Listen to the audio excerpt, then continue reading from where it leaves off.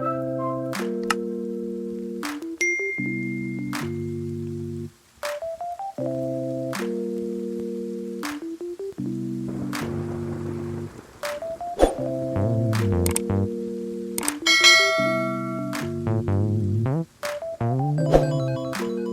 sekarang saya akan bahas tentang kesetimbangan di fisika. Nah, kesetimbangan ini dibagi dua, di mana ada statik, kemudian ada dinamik. Nah, pada statik ini, kesetimbangan dibagi tiga, ada stabil, ada labil, kemudian ada netral.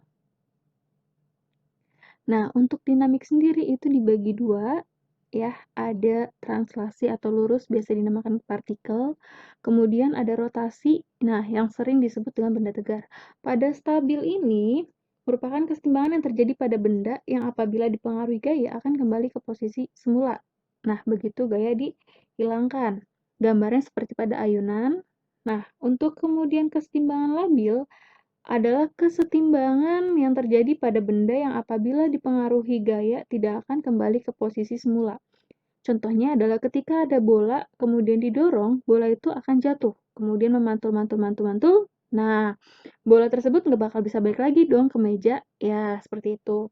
Kemudian kalau kesetimbangan netral merupakan kesetimbangan yang terjadi pada benda yang apabila dipengaruhi gaya, maka akan mengalami perubahan posisi, tapi tidak mengalami perubahan titik berat.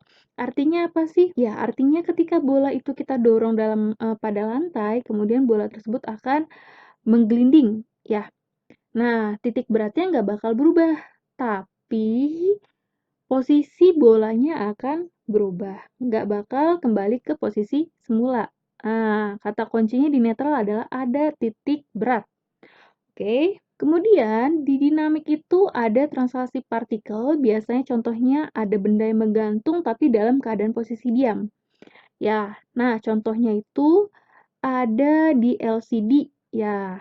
Nah, sedangkan untuk rotasi benda tegar, itu contohnya adalah pada orang yang memikul, memikul buah ya.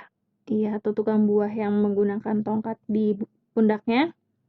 Nah, artinya apa? Benda tersebut kan kita bawa ya. Ya, benda tegar sendiri merupakan benda yang tidak akan mempengaruhi posisi bendanya ketika diberikan gaya atau torsi ya. Sedangkan perbedaan translasi dengan rotasi itu perbedaannya adalah kalau translasi apabila benda bergerak dengan percepatan linear. Nah, kita lihat pada posisi LCD ini kira-kira bergerak atau enggak?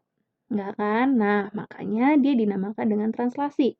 Sedangkan untuk rotasi, ya dia terjadi ketika benda tersebut mengalami kecepatan sudutnya tetap.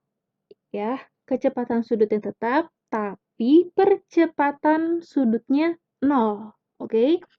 Nah, syarat dari dinamik sendiri itu ada sigma F sama dengan 0 dan sigma tau sama dengan 0.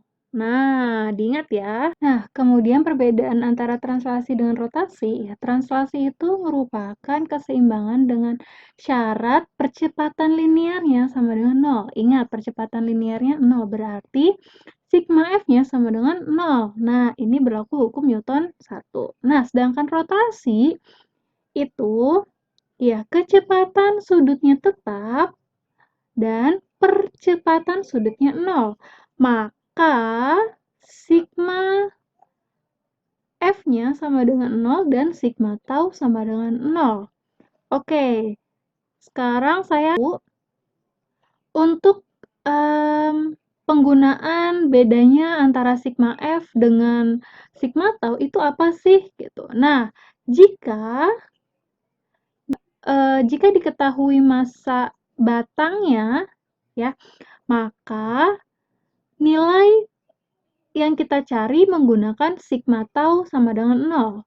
Tapi kalau batangnya nggak diketahui massanya, berarti kita menggunakan sigma F sama dengan 0. Oke? Oke, tapi kalau jika massa batangnya nggak diketahui, maka sigma F sama dengan 0. Ya, berlaku hukum 1 Newton. Oke?